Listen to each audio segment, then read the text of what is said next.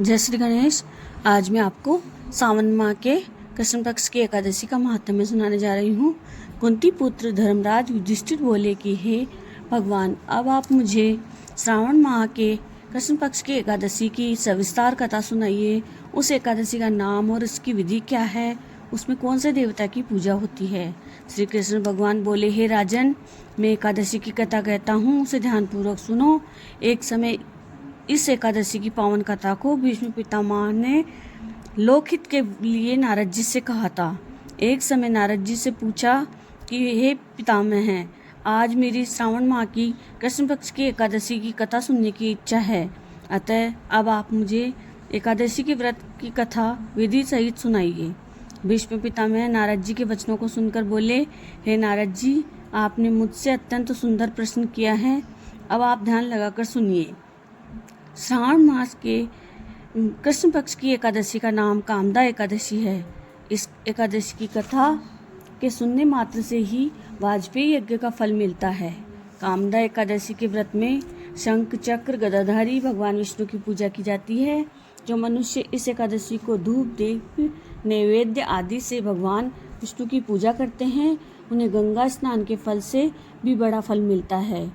यही फल सूर्य चंद्र ग्रहण, केदार और कुरुक्षेत्र में स्नान करने से मिलता है। श्री विष्णु भगवान के पूजन का फल समुद्र और वन सहित पृथ्वी दान करने और 6 राशि वालों को गोदावरी नदी में स्नान करने के फल से भी अधिक होता है। व्यतिपात में गंडक नदी में स्नान करने से जो फल मिलता है, वह फल भगवान की पूजा करने से मिल जाता है। भगवान विष्णु की पूजा का फल सावन माह के कृष्ण पक्ष की एकादशी के फल के बराबर है। अतः भक्ति पूर्वक भगवान की पूजा न बन सके तो श्रावण माह के कृष्ण पक्ष की कामदा एकादशी का व्रत अवश्य करना चाहिए। आभूषण से युक्त बछड़ा सहित गोदान करने से जो फल मिलता है, वह फल कामदा एकादशी के व्रत करने से मिल जाता है। जो उत्तम द्विज श्रावण माह के कृष्ण पक्ष की कामदा एकादशी का व्रत करते हैं तथा श्री विष्णु भगवान की पूजा करते हैं, उससे समस्त वेद, नाग, किन्नर, पितृ आदि की पूजा हो जाती है। हे नारद, स्वयं भगवान ने अपने मुख से कहा है कि मनुष्य को आध्यात्म विद्या से जो फल मिलता है, उससे अधिक फल कामदा एकादशी का व्रत करने से मिल जाता है। इस व्रत के करने से मनुष्य अंतिम समय अनेक दुखों से युक्त यमराज तथा नरक के दर्शन नहीं करता। कामदा एकादशी के व्रत तथा रात्रि जागरण से मनुष्य को कुयोनि नहीं मिलती, अंत में वह स्वर्गलोक को जाता है।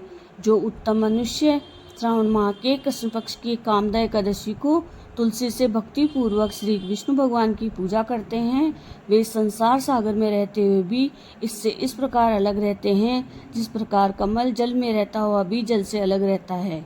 भगवान की तुलसी दल से पूजा करने का फल 1 भार स्वर्ण और 4 भार चांदी के दान के फल के बराबर है। श्री विष्णु भगवान रत्न, मोती, मणि, आभूषण आदि की अपेक्षा तुलसी दल से अधिक प्रसन्न होते हैं। जो मनुष्य भगवान की तुलसी दल से पूजा करते हैं, उनके समस्त पाप नष्ट हो जाते हैं। हे नारद, मैं स्वयं भगवान की अत्यंत प्रिय श्री तुलसी जी को नमस्कार करता हूँ। तुलसी जी के दर्शन मात्र से मनुष्य के समस्त पाप नष्ट हो जाते हैं और शरीर के स्पर्श मात्र से मनुष्य पवित्र हो जाता है। तुलसी जी को जल से स्नान कराने से मनुष्य की समस्त यम यातनाएं नष्ट हो जाती है।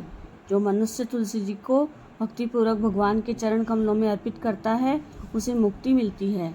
जो मनुष्य एकादशी के दिन भगवान के सामने दीप जलाते हैं, उनके पितृ स्वर्गलोक में सुधा का पान करते हैं। जो मनुष्य भगवान के सामने घी या तिल के तेल का दीपक जलाते हैं, उनको सूर्यलोक में भी सहस्त्र दीपकों का प्रकाश मिलता है। इस व्रत के करने से ब्रह्महत्या, ब्राह्मण हत्या आदि सभी के पाप नष्ट हो जाते हैं। जो मनुष्य इस व्रत को करते हैं, वे इस लोक में सुख भोग कर अंत में विष्णु लोक को जाते हैं। इस कामदा एकादशी के महात्म्य के श्रवण व पठन से मनुष्य स्वर्गलोक को जाते हैं। जय श्री गणेश।